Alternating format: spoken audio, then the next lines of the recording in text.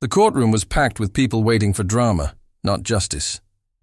When the young black woman entered, her calm steps silenced the whispers that carried judgment before truth. She was accused of fraud by a powerful man who claimed she lied about her education, and everyone expected her to crumble. The judge smirked, confident this would end quickly, but when she stood tall and said, "I speak 9 languages," laughter filled the room. Yet beneath her steady eyes burned a fire shaped by years of humiliation and rejection. They laughed because they thought a woman like her could never be that educated. But this was not just a trial, it was revenge against every door that had been slammed in her face, against every insult disguised as advice. She was not there to beg for mercy. She was there to remind the world that silence has its own language, and today it would speak. She grew up in a small neighborhood where dreams were laughed at before they could bloom. Her mother cleaned offices, her father worked double shifts, and the only gift they gave her was belief. She spent nights listening to foreign radio stations, repeating every word she didn't understand until it became familiar. Her mind was sharp, her heart hungry for knowledge, and by 18 she could speak more languages than anyone in her school. But when she applied for jobs, companies turned her away because of her color, not her skill. She began freelancing as a translator online, earning quietly until one rich businessman accused her of scamming him. He used his influence to drag her into court, confident his wealth could buy the truth. But he didn't know the woman he had cornered was not just educated, she was unstoppable. And this trial would expose the injustice that lived in plain sight. When the trial began, the atmosphere was thick with arrogance. The prosecutor mocked her qualifications, reading her resume aloud as if it were fiction. The judge leaned back, unimpressed, and the audience whispered, waiting for her to fail. But she remained calm, her hands resting on the wooden table like anchors in a storm. When asked if she wanted to defend herself, she said softly, "Let me show you what truth sounds like." The judge allowed it with a condescending smile, expecting nothing more than embarrassment. She took a deep breath and began to speak. First came French, smooth and effortless. Then Spanish, rich and rhythmic.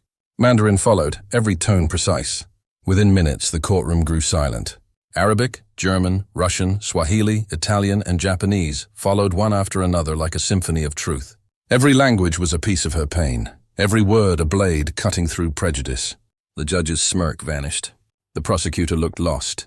Even the court interpreter stood speechless. She turned toward the man who had accused her. "You said I lied," she said in flawless French. "But the only lie here is yours." She handed over printed emails, signed documents, and voice recordings proving she had translated for him, work he never paid for.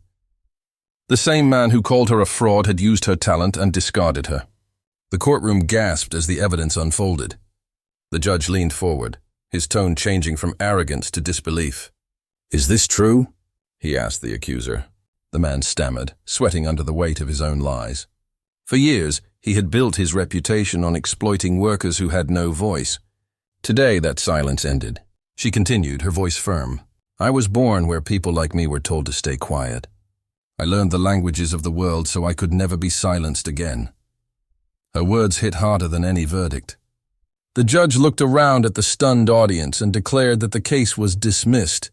But it wasn't just a legal victory, it was a moral one. The courtroom that once mocked her now stood in respect.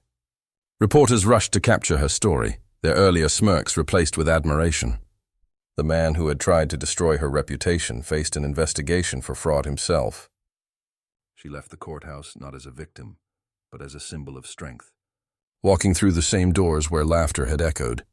Now replaced by applause, outside the courthouse, cameras flashed, but she ignored them. Her mother stood by the steps, tears glistening with pride. The same woman who once worked in silence now watched her daughter make the world listen.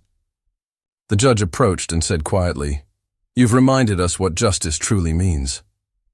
She looked at him, calm and unshaken. "Justice means being heard before being judged," she replied.